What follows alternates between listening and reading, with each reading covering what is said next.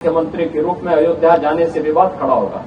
हमने कभी विवाद खड़ा होता तो होने दीजिए। एक वर्ग ऐसा था जिसने कहा कि आप जाएंगे फिर राम मंदिर की बात होगी, तो मैंने कहा कौन हम सत्ता के लिए आए हैं, राम मंदिर के लिए सत्ता भी गंवानी पड़ेगी तो कोई समस्या नहीं होनी चाहिए। आज भी आप देखते होंगे हम लोगों ने 2017 में जब अयोध्या में दीपोत्सव के आयोजन को आगे बढ़ाया था, हमारे मन में एक ही बात थी और वो बात यही थी कि कैसे भी हो अयोध्या को उसकी पहचान मिलनी चाहिए,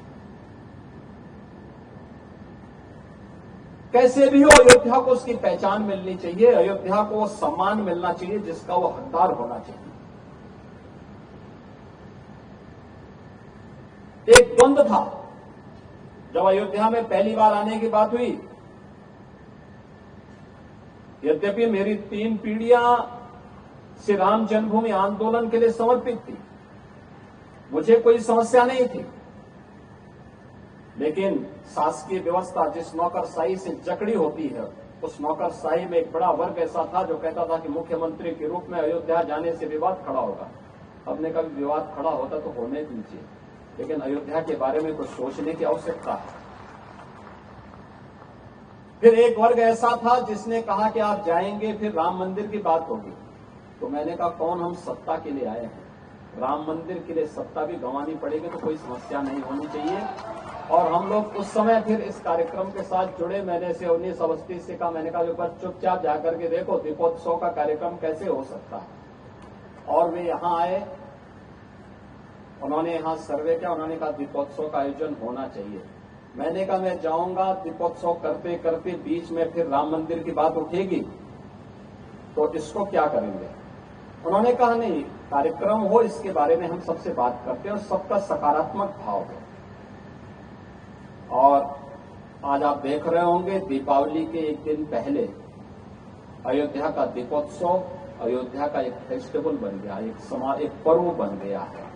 लाखों की संख्या में श्रद्धालु आते हैं और मैं मानता हूं यह शुरुआत थी अयोध्या में राम जन्मभूमि बनने की शुरुआत थी, राम जन्मभूमि की आधारशिला रखने की एक शुरुआत थी।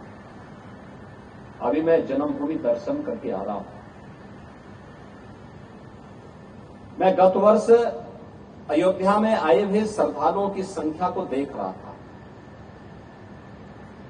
और मैंने 2015-16 में भी कितने श्रद्धालु यहां आए, 16-17 में कितने आए, वो आंकड़ों को भी देख रहा था। एक समय था जब पूरे वर्ष भर में केवल 2,34,000 श्रद्धालु यहां पर आए थे 16-17 में। और मैं गत वर्ष के आंकड़े देख रहा था, गत वर्ष अयोध्या धाम में श्रद्धालुओं की संख्या आई थी 16 करोड़। आप अनुमान करिए क्या 2,34,000 और 16 करोड़ में कोई अंतर ही नहीं है। अभी आप देख रहे होंगे लाखों लोग अयोध्या में आज भी दर्शनार्थ आए थे। लोग चाहते थे, लेकिन लीडरशिप का अभाव था, लोग उसको आगे नहीं बढ़ने देना चाहते थे, सही जानकारी और सही तथ्यों को सामने नहीं आने देना चाहते थे। लेकिन हम सब आभारी हैं प्रधानमंत्री मोदी जी के, जिन्होंने विरासत और विकास को एक साथ जोड़ करके भारत की परंपरा को उस गौरव के साथ आगे बढ़ने के लिए प्रेरित किया। और मुझे लगता है कि आज के दिन पर वह लेखनी का आधार बनना चाहिए, क्योंकि जो लेखनी आज होगी वह आने वाली पीढ़ी के लिए धरोहर बनेगी, आने वाली पीढ़ी के लिए एक प्रेरणा बनेगी। कैसे भारत का नेतृत्व बदलने के साथ ही भारत एक नए भारत के बारे में सोचने लग गया, एक भारत श्रेष्ठ भारत के बारे में सोचने लग गया। एक समय था जब भारत का वासी अपने आप को भारतीय कहने में थोड़ा संकोच करने लग गया था। उत्तर प्रदेश का वासी अपनी पहचान को छुपाता था। ज्यादा समय नहीं, 1 दशक पहले की स्थिति थी, और आज क्या परिवर्तन आया है। जो नहीं भी होगा उत्तर प्रदेश का, वो भी कहता मैं भी उत्तर प्रदेश का हूं। जो नहीं भी होगा भारत का, वह कहेगा कि मैं भारतीय हूं।